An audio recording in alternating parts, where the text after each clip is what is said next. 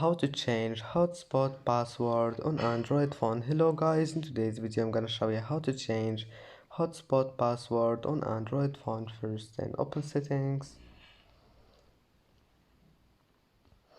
and then just scroll until you find the mobile network, and as you see here you will find personal hotspot. Click on it and here you will find your hotspot password. Click on it.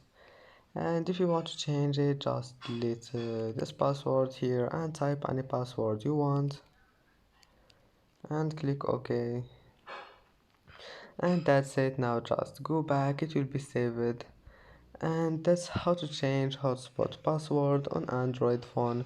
And that's it for today's video. If you like this video, don't forget like and subscribe, and see you in the next video.